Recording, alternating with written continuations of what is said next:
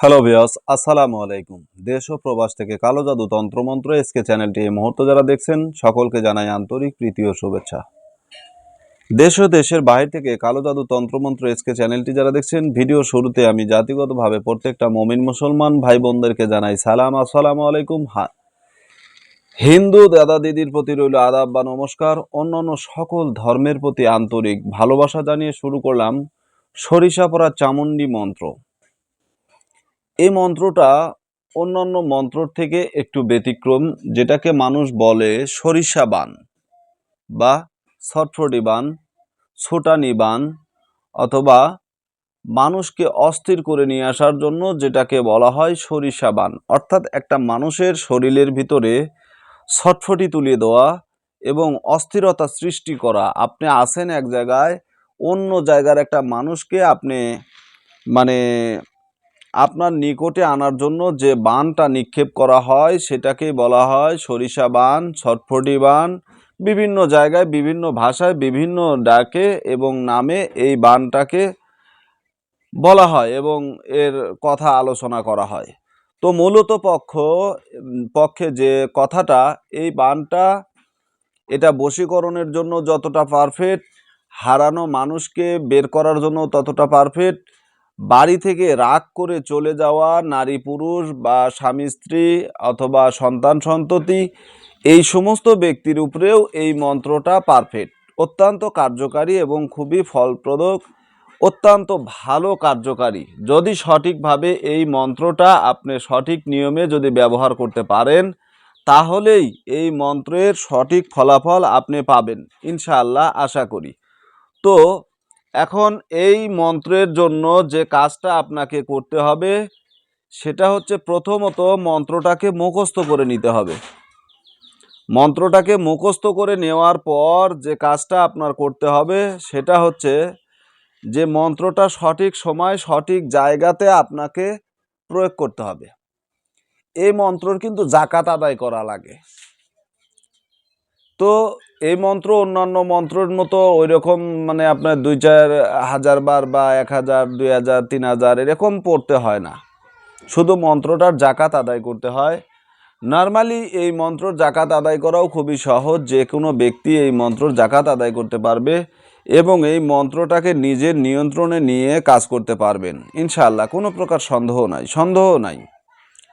সাধারণ মানুষও এই মন্ত্রটা ব্যবহার করতে পারবেন। একজন মূর্খ মানুষও যদি মন্ত্রটা একবার শুনেন, তাহলে মন্ত্রটা আপনার কাজের জন্য আপনি ব্যবহার করতে পারবেন।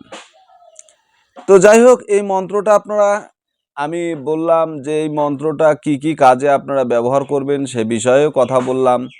তা আশা করি মনে হয় না যে আপনাদের বুঝতে কোনো সমস্যা হবে, কারণ এই মন্ত্রটা এক কথায় মানুষকে অস্থির করে কাছে আনার জন্য এই মন্ত্রটা পারফেক্ট। একজন মানুষকে যদি আপনার কাছে আনতে চান, সেই মানুষকে যদি আপনার নিয়ন্ত্রণে নিতে চান, তার অন্তরের ভিতরে যদি একটা ছটফটি তুলে যদি তাকে খুব দ্রুত কাছে আনতে চান, তাহলে এই মন্ত্র আপনি প্রয়োগ করতে পারেন। খুব কার্যকারী এবং খুব ভালো পাওয়ারফুল এই মন্ত্রটি।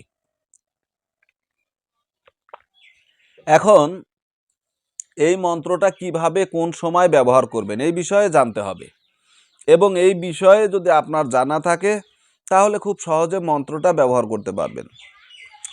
সাপ্তাহিক যে 7টা দিন আছে, এই 7টা দিনে আপনি যে কোনো দিন এই মন্ত্রটা ব্যবহার করতে পারবেন না, 1 নাম্বার।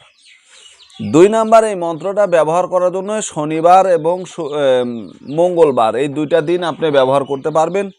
অন্যান্য দিনে এই মন্ত্রটা প্রয়োগ করা একেবারেই নিষেধ। তবে মন্ত্রটা প্রয়োগ করার জন্য আপনাকে সর্বপ্রথম এই মন্ত্রটা মুখস্থ করে নিতে হবে। এক পর্যায়ে মন্ত্রটাকে মুখস্থ করে নিয়ে তারপরেই এই মন্ত্রটা আপনি আপনার জীবনে বাস্তবায়ন করতে পারবেন এবং কাজে লাগাতে পারবেন। তবে শনিবার এবং মঙ্গলবারে এই মন্ত্রটা আপনাকে অবশ্যই পড়তে হবে। এখন এই মন্ত্রটা পড়ার জন্য আপনার যে বস্তু এবং যে জিনিসগুলো দরকার সেটা হচ্ছে 2টা জিনিস এখানে আপনার খুবই বিশেষ প্রয়োজন হবে।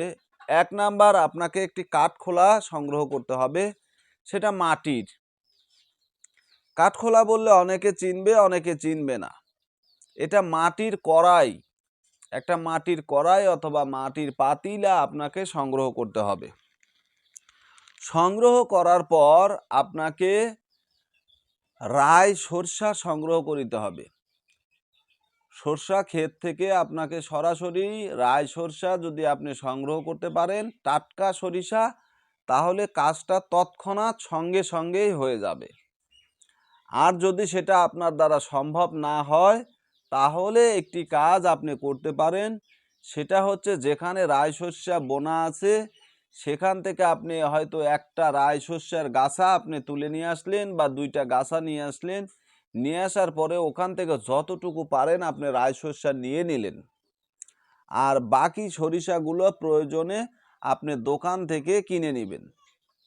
রাই সরষা বললে অনেকে চিনেন, অনেকে চিনেন না, যেটাকে কিছু কিছু অঞ্চলে ঢ্যাপা সরিষা বলা হয় এবং হাইব্রিড সরিষা বলা হয়। অর্থাৎ রাই সরিষাটা হবে হলুদ আকৃতি, হলুদ কালার বিশিষ্ট, দেশি সরিষাটা হয় কালো, আর রাই সরিষাটা হয় হলুদ বর্ণের। এই হলুদ বর্ণের যে সরিষাটা এই সরিষাটা আপনারা সংগ্রহ করবেন। তো যাই হোক, কথার ভিতরে যেহেতু জড়তা আসতেছে, আমি অসুস্থ মানুষ, তারপরে আপনাদের জন্য ভিডিওটা করলাম। যদি কথায় ভুল ভ্রান্তি হয় ক্ষমার দৃষ্টিতে নেবেন। এখন আসুন, এই রাই সরিষাটা যখন নিয়ে আসলেন, নিয়ে আসার পরে আপনি কাঠখোলায় এটা ভাজতে হবে। তবে এই মন্ত্রটা সর্বপ্রথম আপনাকে 101 বার পরে মন্ত্রর জাকাত আদায় করতে হবে। এরপরে এই মন্ত্রটা যখন আপনারা প্রয়োগ করবেন তখন 33 বার পড়লেই কাজ হবে। মন্ত্রটা শুধু 33 বার পড়বেন, পরে সরষাতে ফুঁক দিবেন, ঠিক আছে? দেওয়ার সঙ্গে সঙ্গে এই সরিষাটা আস্তে আস্তে হালকা চুলোর আগুনে, আপনারা গ্যাসের আগুন হোক বা চুলোর যে কোনো আগুনে জ্বালাতে পারবেন। মন্ত্রটা আমি আপনাদের সামনে একবার পড়তেছি। গুড়গুদ গুড় যায়, সর্ষেগুলি ফেটে যায়, কামরুক কামাক্কার দোহাই, দোলালির ওস্তাদের দোহাই। কামরুক কামাক্কার দোহাই, দোলালি ওস্তাদের দোহাই, গণেশের দোহাই, কার্তিক গণেশের দোহাই। ঠিক আছে? এইভাবে মন্ত্রটা যেখানে দাড়ি কমা আছে সেগুলো আপনারা দেখে নেবেন এবং সেইভাবে পড়বেন। কার্তিকের দোহাই, দোহাই সর্ষে পরা, উমুকের কন্যা উমুককে কর বশ, নামের যেন হয় না অপযশ, হারির ঝি দোহাই আমার। এই যে আমার যে জায়গাটা, এখানে আপনার নাম বলবেন, ঠিক আছে? আমার প্রাণে মনে থাকে মিশি, কাটন ঝরন্তে দিনু নাসি। এতটুকু। এই মন্ত্রটা সুন্দরভাবে আপনারা পড়বেন। পড়ার পরে এই মন্ত্রটা 3টা জায়গায় দাড়ি কমা আছে, এগুলো আপনারা দেখে শুনে পড়ে নেবেন। যেমন এই যে প্রাণে মনে থাকে মিশি, এখানে থামবেন। আবার অপযশের কাছে থামবেন। দোহাই, এই যে কামাক্ষার দোহাই, এখানে থামবেন, ঠিক আছে? এরকমভাবে 3টা জায়গায় থামবেন, তারপরে এই কাজটা করবেন। 33 বার মন্ত্রটা পড়বেন আর কাঠখোলায় আস্তে আস্তে চুলোর আগুনে ভাজবেন। বাস, যাকে আপনি বশীকরণ করতে চান সে যেখানেই থাকুক না কেন ছটফটি উঠে যাবে, সে আপনার স্থির থাকতে পারবে না, আপনার কাছে আসার জন্য ব্যাকুল পাগল পারা হয়ে যাবে, সে আপনার কাছে ছুটে চলে আসবে। কালো জাদু তন্ত্রমন্ত্র এসকে চ্যানেলে নতুন হলে চ্যানেলটা সাবস্ক্রাইব করবেন, পাশে থাকা বেল আইকনটি বাজিয়ে দিবেন যাতে নিত্য নতুন ভিডিও সবার আগে সবার প্রথম পেতে পারেন। আজকের মতো এখানেই বিদায় নিলাম। ভালো থাকুন, সুস্থ থাকুন, আল্লাহ হাফেজ।